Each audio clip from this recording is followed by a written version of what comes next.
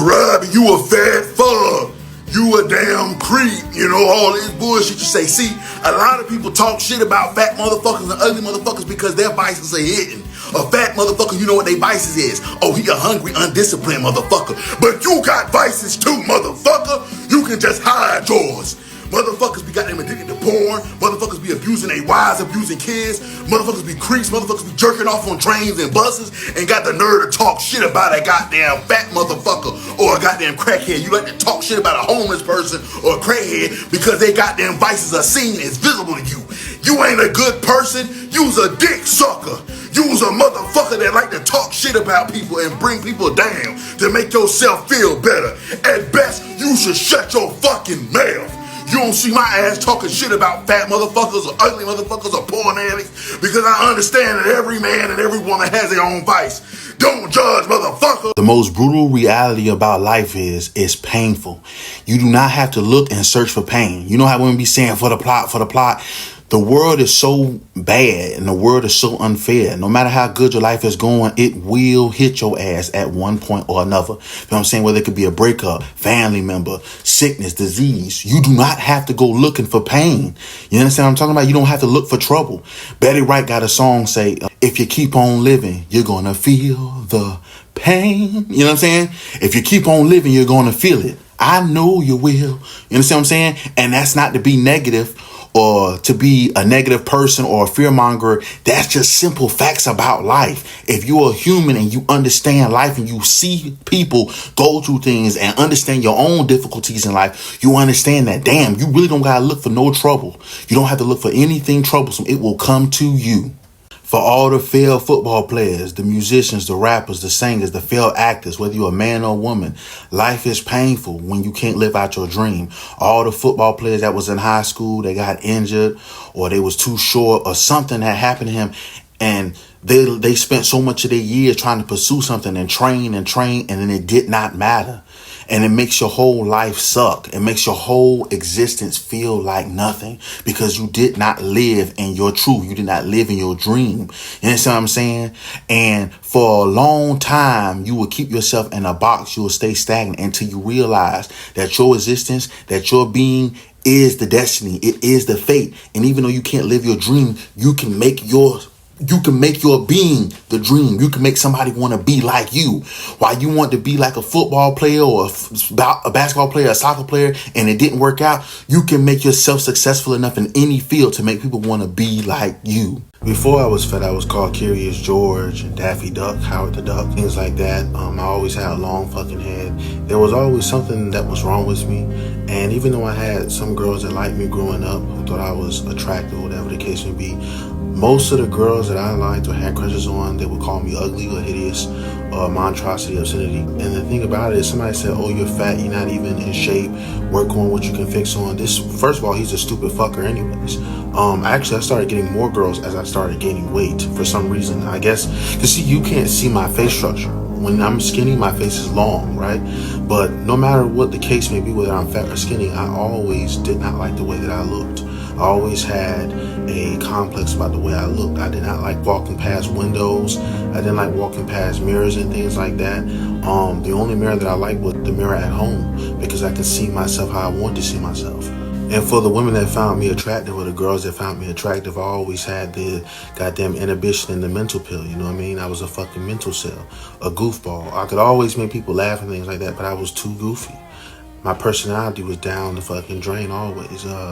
This is not a LARP. The reason why I fit so well in the black pill, not only because I'm fat right now at the moment, but I always understood the black pill.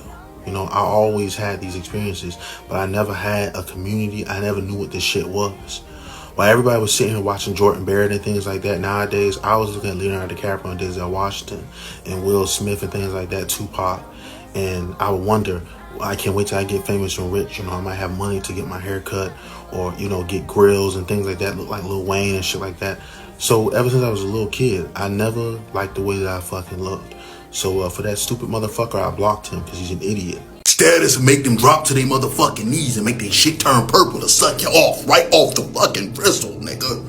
Feel what I'm saying? I'm 8 times platinum and I'm nationwide known. Oh, really? You know what I mean? They'll suck it with passion and love. Michael Jackson went on stage and kissed another singer on the goddamn cheek and she lost her motherfucking mind. Eyes open and wide and shit like that. You think she would have did that if he wasn't fucking popping at the time? That was Thriller era Michael Jackson. He was popping at the time. That's why she was like, finna have a heart attack. Gucci throbbing. You know what I'm saying? Status is a motherfucker. Status is another thing that gives you the halo effect, other than looks. If you well known, you a motherfucking goddamn star. And I already told you motherfuckers, it's really idolatry that you niggas worship goddamn celebrities. I don't worship celebrities. I wish to be and plan to be on the same level as them. But if you don't have that same mindset, you will worship and dick suck a celebrity. Fuck it, let it be then. I'm worldwide, bitch.